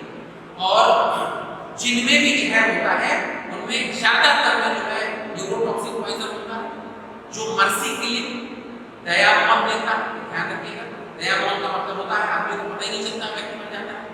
मूवी वगैरह के चक्कर में पड़ना, मूवीज में दिखाया जाता है कि सांप ने काट दिया और व्यक्ति तड़प के मर गया। बिल्कुल गलत है, तड़पने का कोई चक्कर ही नहीं है, वो तो बड़ा इसलिए मरता है। नींद आती है भयंकर, नींद आई के बाद वो सो जाएगा हमेशा, ठीक है।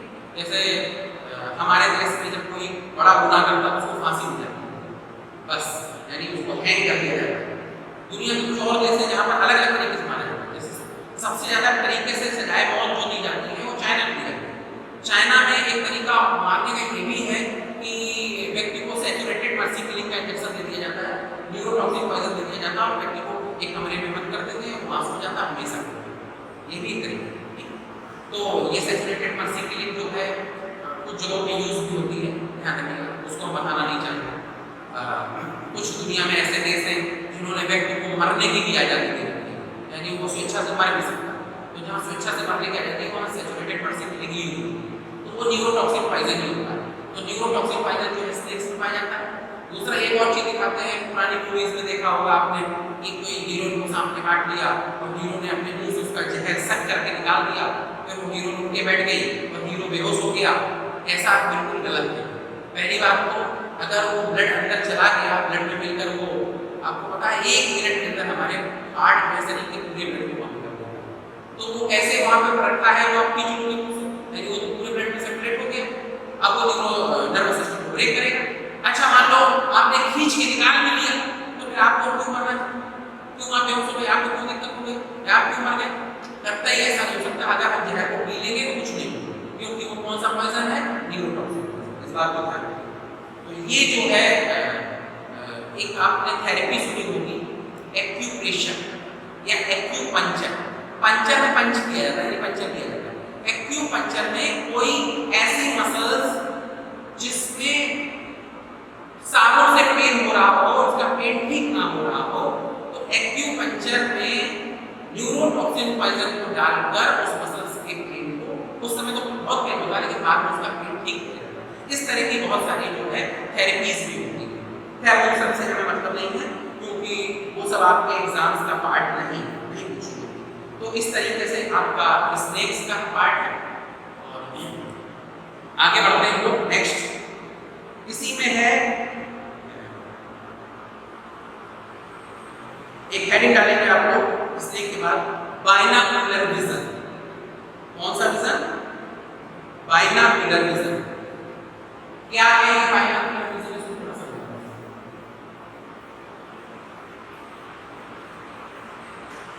सबसे पहले बाइनोकुलर विजन कंसेप्ट भी है, एक विजन भी है।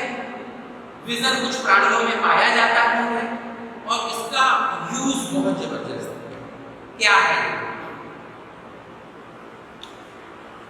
अगर इंसान से कहा जाए कि वो दौड़ भी लगाता जाए और किसी बुक को रीड करके दिखा दे तो क्या पॉसिबल है? कभी ट्राई करके देखना, दौड़ लगाना, किताब लेके दौड़ना और उसको पढ़ने की कोशिश करना, या न्यूज़पेपर लेके दौड़ना, उसको पढ़ना। आप नहीं पढ़ पाएंगे, हैबिट पढ़ लेंगे अलग बात है, अदरवाइज नहीं। यानी इंसान मूवमेंट के साथ नहीं पढ़ सकता, क्योंकि उसके अंदर बाइनोकुलर विजन नहीं है। बाइनोकुलर विजन क्या है, किसमें होता है, पहले होता है चील में, गिद्ध में, कुछ पक्षियों में पाया जाता है, चील गिद्ध में सबसे अच्छा होता है, और दुनिया में सबसे अच्छा बाइनोकुलर विजन उल्लू में पाया जाता है। उल्लू एक अलग तरह का प्राणी है। उल्लू का जो आंखें होती हैं वो अपने शरीर के अनुपात में, ठीक है, बॉडी रेशियो में सबसे बड़ी होती हैं, यानी उसके टोटल वेट का, टोटल बॉडी वेट का 1/3, यानी 1/3 जो है उसकी आइज कितनी, 1/3। जैसे मान लीजिए मेरा वजन 72 kg है, तो 72 kg का 1/3 कितनी बड़ी बड़ी मेरी आंखें उल्लू की होती है। दूसरा, आउल जो होता है उल्लू, वो अपने सिर को, यानी अपने हेड को 180 डिग्री पर घुमा सकता है। कितने डिग्री पर? 180 डिग्री पर घुमा सकता है। ये इसकी दूसरी खूबी है। तीसरी खूबी इसकी क्या है, इसको समझिए। तीसरी सबसे बड़ी खूबी जो इसकी है वो ये है कि इसमें बाइनोकुलर विजन पाया जाता है। बाइनोकुलर विजन अब बताते हैं क्या होता है। सबसे अच्छा बाइनोकुलर विजन क्या है? बाइनोकुलर विजन का मतलब है कि मूवमेंट के साथ अपने टारगेट को अपनी आंख में कैच कर लेना और उस टारगेट के दिशा बदलने पर अपने आप सेल्फ ऑटोमेटिकली अपनी बॉडी की दिशा बदलते चले जाना। जैसे कोई चूहा दौड़ा, कोई उल्लू उसके ऊपर झपटा, ऊपर से कूदा, चूहे ने अपनी डायरेक्शन चेंज कर दी तो ऑटोमेटिकली वो जो है क्या बोलते हैं, वो बर्ड, चील या गिद्ध या उल्लू अपने आप डायरेक्शन चेंज करेगी, सीधे उसी को झपट लेगी। जबकि हम ऐसा नहीं कर सकते। हम अगर यहाँ से वहां पकड़ लेंगे किसी चीज पर, तो अगर उसने डायरेक्शन बदली तो हम वहीं गिरेंगे, वो दूसरी जगह गिर जाएंगे। ये खास बात। तो बाइनोकुलर विजन सबसे अच्छा उल्लू में पाया जाता है। दूसरा, जितने भी बिल्ली प्रजाति के प्राणी हैं, यानी बिल्ली, जितनी तरह की बिल्लियां, तो बिल्ली, शेर, चीता, ये जितने भी इस तरह के बिल्ली प्रजाति के प्राणी हैं जो जीभ से पानी पीते हैं, इनमें बाइनोकुलर विजन बहुत अच्छा पाया जाता है। इस बात को ध्यान रखिए। बाइनोकुलर विजन का यूज क्या है यहाँ पे आता है। जितना भी हमारी जो मिलिट्री है, यानी जो हमारा सेल्फ डिफेंस सिस्टम है, सेल्फ डिफेंस सिस्टम में हमने प्लेन बना लिए, रॉकेट लॉन्चर्स बना लिए, ये जितनी भी चीजें बनाई हैं इनमें बाइनोकुलर विजन पाया जाता है। जैसे हमने एक किसी प्लेन को हिट करना है या आसमान में उड़ा और हमने यहाँ से एक रॉकेट लॉन्चर छोड़ा, तो हम यहाँ पर क्या करेंगे, अपने मॉनिटर पर इस प्लेन को क्या करेंगे, जो जिस मिसाइल को छोड़ रहे हैं उस मिसाइल में बाइनोकुलर विजन है और हमने इसको यहाँ कैप्चर किया, इंटर दिया और इस मिसाइल को छोड़ दिया। चूंकि इस मिसाइल में बाइनोकुलर विजन है तो ये मिसाइल जाएगी और जाकर क्या करेगी, ये कितने भी रास्ते बदल दे प्लेन, ये इसी को हिट करेगी। ये है बाइनोकुलर विजन। यानी बाइनोकुलर विजन जो आज लिया जा रहा है प्लेन वगैरह में, ये कहां से लिया जा रहा है? ये हमारे नेचुरल सिस्टम से, बर्ड से और बिल्ली प्रजाति के प्राणियों से लिया जा रहा है। इसको बोलते हैं बाइनोकुलर विजन। बाइनोकुलर विजन इंसान में नहीं पाया जाता बेटा, ठीक है। बाइनोकुलर विजन इंसान में नहीं पाया जाता। आगे बढ़ते हैं हम लोग। तो बाइनोकुलर विजन समझ गए। बाइनोकुलर विजन में अगर आप चाहें तो जरूर लिख लें। बाइनोकुलर विजन बिल्ली प्रजाति के प्राणियों में सबसे अच्छा और उल्लू में सबसे अच्छा पाया जाता है। ये ध्यान रखिएगा। बाइनोकुलर विजन इंसान में नहीं होता। इसकी सबसे बड़ी खूबी है कि मूवमेंट के साथ ये टारगेट को कैप्चर कर लेता है और टारगेट की दिशा बदलने के साथ साथ ये अपनी दिशा भी बदल लेता है। तो इसको बोलते हैं बाइनोकुलर विजन। उसको भी बता दें साथ में, फिजिक्स में है वो थर्मल डिटेक्शन। तो हमारे यहाँ जितना भी जो सिस्टम है, रॉकेट लॉन्चर या जितनी भी मिसाइल, इंडियन मिसाइल प्रोग्राम भी आपको पढ़ाऊंगा, तो जितना भी हमारा जो इंडियन मिसाइल प्रोग्राम है, इंडियन मिसाइल प्रोग्राम में जितनी भी लेटेस्ट मिसाइल्स हैं उन सब में बाइनोकुलर विजन और थर्मल डिटेक्शन दिया गया है। थर्मल डिटेक्शन का मतलब ये है कि अगर कोई भी दुनिया में मशीन है और वो मशीन स्टार्ट होगी या चलेगी तो वो गर्म होगी, ये मान लीजिए ये वायर जो है, जो ये पंखे चल रहे हैं, इन वायर में अगर इलेक्ट्रिसिटी सप्लाई हो रही है तो ये भी थोड़ी से गर्म है। तो अगर जरा सा भी ये गर्म होंगे, यानी 1 डिग्री टेम्परेचर से भी बहुत कम टेम्परेचर अगर है, तो थर्मल डिटेक्शन उसको डिटेक्ट कर लेगा कि फला जगह पर ये चीज, ये गतिविधि हो रही है, और बाइनोकुलर विजन के साथ उसको टारगेट करके वहां पर मिसाइल मार देंगे। तो जितनी भी समय लेटेस्ट प्रणाली है उसमें बाइनोकुलर विजन और थर्मल डिटेक्शन दोनों का यूज हो रहा है। तो थर्मल डिटेक्शन तो फिजिक्स से है, फिजिक्स का एक पार्ट है, और बाइनोकुलर विजन ये हमने कहां से लिया है? बर्ड से, उल्लू से, या जो है बिल्ली प्रजाति के प्राणियों से लिया है। ये खास ठीक है। आगे हम लोग पढ़ते हैं एक एक करके। क्वेश्चंस कहां से आते हैं एक एक करके आपको बता रहे हैं। एंटी पॉइजन किसे कहते हैं? नेक्स्ट, और आप लोग जो पढ़ रहे हैं इसमें एक चीज और ध्यान रखिएगा, ब्लाइंडली मत पढ़िए। यानी लास्ट जो है 10 ईयर के या 5 ईयर के पेपर लीजिए, उन पेपर्स में देखिए कि क्वेश्चन कहाँ से आ रहा है। तो जिन टॉपिक से ज्यादा क्वेश्चन आ रहे हैं, जहाँ से ज्यादा पूछे जा रहे हैं, उन पर फोकस ज्यादा करें। ठीक है, जब उस पर फोकस करेंगे तो वहीं से क्वेश्चन पूछ रहे हैं। तो हमने जो देखा है, जहाँ से चीजें पूछी जा रही हैं, उन चीजों को आपको बता रहे हैं। ठीक, अब एक अगला जो है टॉपिक है, उसका नाम है भारतीय जनसंख्या शिक्षण व स्वास्थ्य कार्यक्रम, national population educational programme. National population education programme, national population क्या है, इसके पहले इसको बताने से पहले कुछ चीजें आपको बहुत अच्छे से बताएंगे, उसको समझो। और वो चैलेंजिंग है, उससे रिलेटेड एक बहुत नई चीज है, उसको भी बताते हैं।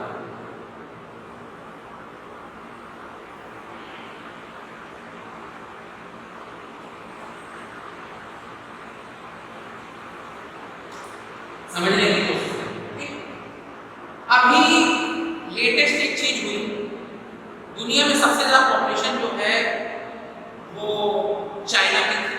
चाइना का बड़ा नेम पे है, जैसे उसने कोरोना वायरस बना लिया। वायरस मैन मेड है, 99% लोग यही कह रहे हैं, और जो एविडेंस है वो कुछ इसी तरह सारा कर रहे हैं, मैन मेड है। क्योंकि कोई भी नेचुरल वायरस इस तरह का नहीं होता जो इतना चैलेंज करे। चलो खैर उस बात को छोड़ते हैं, अभी जब तक कोई चीज़ बहुत क्लियर ना हो जाए तब तक उसको हम अपने डेटा के रूप में उसको नहीं लिख सकते। वो अमेरिका में यही कह रहा है, वो यही कह रहा है, हमने भी कह लिया, बात करते हैं जनरल। अब बात आती है पॉपुलेशन की। दुनिया में सबसे ज़्यादा पॉपुलेशन जो है चाइना में। चाइना में एक स्लोगन चल रहा था, हम तो हमारा एक, यानी वहाँ पर एक बच्चा पैदा करने की छूट, जिसकी वजह से क्या हुआ, उनकी पॉपुलेशन चाइना दुनिया के बूढ़े देशों में आने लगा। आज की डेट में उनके यहाँ बड़ी आबादी ज्यादा है, यानी ज्यादा उम्र वाली, और नई आबादी बहुत कम हो गई। तो अभी 10-15 दिन पहले लगभग चाइना ने परमिशन ग्रांट की कि नहीं, अब लोग जो है 2 या 3 बच्चे पैदा कर सकते हैं, यानी अब वहाँ की सरकार ने इजाजत दे दी है बच्चे पैदा करने की। तो आखिर ऐसा चाइना ने क्यों किया? अब इस चीज को थोड़ा सा पॉपुलेशन को समझने की कोशिश करिएगा, इसमें थोड़ा फ्यूचर भी होगा। जैसे मान लीजिए 2 लोगों की मैरिज होती है, एक मेल और एक फीमेल, दोनों के इंटरसेक्शन से क्या होता है? बेबी। तो एक मेल और एक फीमेल अगर एक बच्चा पैदा करेंगे तो आपने ये दो जब बढ़ेंगे एक को छोड़ देंगे। अब मान लीजिए इसने मेल को पैदा किया, फिर यहाँ पर एक मेल और एक फीमेल ने क्या किया? एक मान लीजिए फीमेल को पैदा किया। अब जो है इन दोनों की मैरिज होगी, ऐसे करके जनसंख्या क्या होने लगेगी? कम होने लगेगी। यही चाइना में अगर 2 लोग मेल और फीमेल मिलकर 2 बच्चे छोड़ दें, जरूरी नहीं कि मेल फीमेल, सबसे पहले आपको ये बताते हैं कि बिना किसी छेड़छाड़ के, यानी बिना किसी डिस्टरबेंस, अगर 10,000 बच्चे पैदा होंगे तो एन एवरेज 50% मेल और 50% फीमेल। जो ये मेल फीमेल का जो रेशियो गड़बड़ हुआ है उसके पीछे आप सब जानते हैं कारण क्या है? फीमेल को की भ्रूण हत्या करना है, उसको गर्भ में मारना। नहीं तो नेचुरल ठीक यही है कि अगर किसी के 3 लड़के हो गए तो किसी की 3 बेटियां होंगी, यानी एन एवरेज को बेटी लगभग बराबर होगा। है उस बात को छोड़ते हैं। यहाँ पे चीज और है, एक शोध का विषय और है, जो बहुत ठंडी जगह है, यानी दुनिया के ऐसे देश बहुत कूल है, ठंडे देश है, वहां पर फीमेल की पॉपुलेशन ज्यादा है। और दुनिया के जो बहुत गर्म देश है वहां पर मेल की पॉपुलेशन ज्यादा है, लेकिन पूरे अर्थ की बात की जाए तो लगभग कॉमन होगा, बराबर होगा। यानी एक मेल और एक फीमेल मिलकर अगर हर व्यक्ति अपने दो बच्चों को छोड़ जाएंगे तो क्या हो जाएगी, पॉपुलेशन कांस्टेंट। अब इसी की चीज समझने की कोशिश करिएगा। आज की डेट में अगर आप बात करें और अपने सराउंडिंग में देखें तो मैक्सिमम लोगों के मोर देन 50% मैक्सिमम लोगों के एक बच्चे को, यानी एक पेयर के बच्चे को पैदा करें। तो अगर एक बच्चा पैदा करेंगे तो धीरे धीरे क्या हो जाएगा, पॉपुलेशन डिक्रीजिंग ऑर्डर में चलेगी। चाइना में यही हुआ, जिसकी वजह से भी ये कहा गया कि आप जो है ज्यादा बच्चे पैदा करें। तो सबसे पहले ये चीज, अब जैसे यहाँ पर एक चीज और बताने की कोशिश करें, हमारे यहाँ पर इस समय अगर हम पॉपुलेशन को बांटे तो सबसे पहले above 60 number 1, number 2 50 to 40, 40 to 60, number 3 20 to 40 और नेक्स्ट है 20 to 40 और हाँ अगला है 10 to 20 और 0 to 10। अगर इसको कैटेगराइज कर लीजिए तो अब आप समझिए इनकी संख्या बहुत कम है, लेस, इनकी संख्या अभी थोड़ी ज्यादा है, यानी ये लगभग जो है 20% और ये कितने हैं, लगभग 5%। यानी रेडी टू डेथ ग्रुप जो है, यानी जो अब दुनिया से जाने के लिए वो बहुत कम है। यानी बाबा दादी का उस ऐसे लोग जो 60-65 साल से ज्यादा भी होंगे, समझिए। लेकिन जब नेक्स्ट जनरेशन यहाँ पर आएगी तो डेथ रेट बढ़ जाएगा। फिर सबसे ज्यादा लोग यहाँ 40% से ज्यादा लोग, यानी उस समय, यानी आज से 20 साल बाद जो समय चाइना में चल रहा है वो चीज यहाँ पर जब आएगी उस समय डेथ रेट बहुत ज्यादा होगी और बर्थ रेट भी कम होगी। क्यों? क्योंकि ये पॉपुलेशन फिर हुआ, तो ये ध्यान रखिए, पॉपुलेशन को बैलेंस रखने के लिए बैलेंसिंग सिस्टम बहुत ज्यादा जरूरी है। अब पॉपुलेशन जो है उसको चैलेंज कौन करता है, यानी वो पॉपुलेशन चैलेंज कैसे होगी उसको समझिए। तो आपने कुछ वर्ड्स पढ़े होंगे, सबसे पहले मातृ मृत्यु दर। बहुत सारे लोग, बहुत सारी माएँ बच्चा पैदा करते समय, यानी जब उनको लेबर पेन होता है तब उनको प्रॉपर गाइडेंस नहीं मिल पाता, प्रॉपर इलाज नहीं मिल पाता, इसलिए उनकी डेथ हो जाती है। आपने एक और वर्ड सुना होगा, इसका बड़ा अच्छे से वर्ड है, जैसे हम आपको बताएं जो पूछे जाते हैं, IMR इन्फेंट मोर्टेलिटी रेट, ठीक है। इसी तरीके से दूसरा है LBW लो बर्थ रेट। तो ये सारी चीजें हैं, ये एक करके आपको बताते हैं। इसी तरीके से एक चीज और है अंडर 5 मोर्टेलिटी रेट। तो जो पॉपुलेशन को चैलेंज कर रहे हैं वो क्या कर रहे हैं, यानी पॉपुलेशन जो है बच्चे कुपोषण से मर रहे हैं। तो पूरी दुनिया में बच्चे कुपोषण से ना मरे इसके लिए क्या चल रहा है, तो समझिए। कुपोषण से अगर बच्चे ना मरे इसके लिए चीज चल रही है, एक संस्था है पूरे विश्व में, यूनिसेफ इंडिया में केयर के साथ मिलकर काम कर रही है। और बहुत सारी संस्थाएं अलग-अलग देशों में, जैसे हमारे भारत में महिला बाल विकास है, इस तरीके से बहुत सारे देशों में ये संस्थाएं जो हैं बच्चों को कुपोषण से डेथ ना हो, उनकी माएँ कुपोषण से ना मरे, और इस तरीके से जो हैपनिंग के तहत जो है पॉपुलेशन कम होती जा रही है, ये ना हो, इस पर काम हो। यानी पूरी दुनिया में ऐसे देश जो डेवलपिंग कंट्रीज हैं, जहां पर पॉपुलेशन को लेकर इस तरह की चैलेंजेस हैं, वहां पर ये संस्थाएं क्या कर रही हैं, काम कर रही हैं। इस बात को ध्यान रखिए, ठीक है। तो इसमें कुछ वर्ड्स जो बहुत ज्यादा पूछे जाते हैं उसको मैं एक एक करके बताता हूँ और समझाता हूँ, फिर आगे आपको पढ़ाएंगे। इसमें है सबसे पहली चीज है LBW, L for born, W। तो लो बर्थ वेट, यानी जन्म के समय अगर किसी बच्चे का वजन बहुत कम है, इसका मतलब वो RGB, और ऐसे बच्चे का सरवाइव नहीं कर पाएंगे, चांस है कि वो सरवाइव कर जाए, चांस है कि वो ना कर पाए। अगर नहीं कर पाया तो वो लॉस हो गया, ठीक है। तो उस प्रॉब्लम को फेस ना करना पड़े बर्थ के बाद, उसके लिए क्या किया जाता है, माँ के गर्भ में ही जांच की जाती है बच्चे की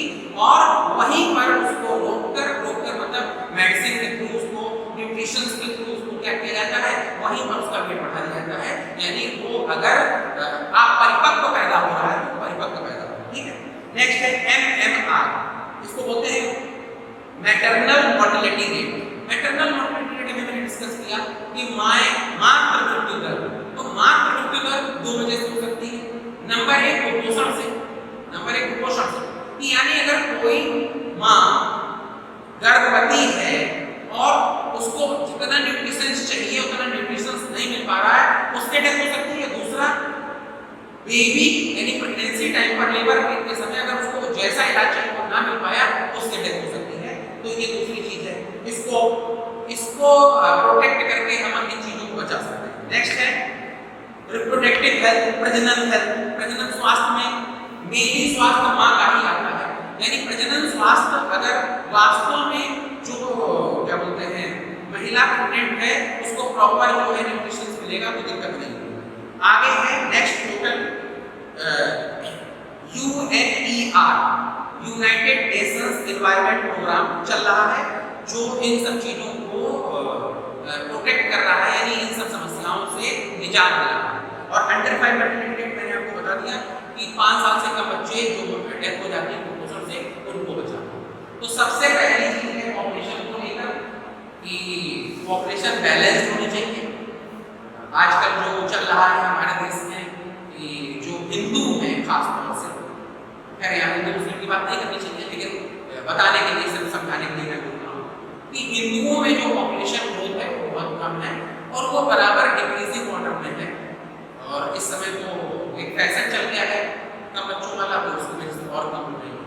और आने वाले अगले 20 साल बाद जो चीज चाइना में हुई है वो इंडिया में भी हुई है। इंडिया में भी इसको चैलेंज किया जाएगा, यानी यहाँ पर भी जो है शायद आने वाले 20-25 साल बाद पॉपुलेशन बढ़ाने की बात की जाए, जो कि आज चाइना सरकार ने सी जिनपिंग साहब ने की है।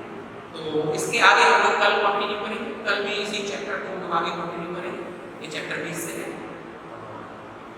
आगे जब आप लोग आएंगे तो जो आपकी समस्याएं होंगी उनको देखते हैं। Thank you.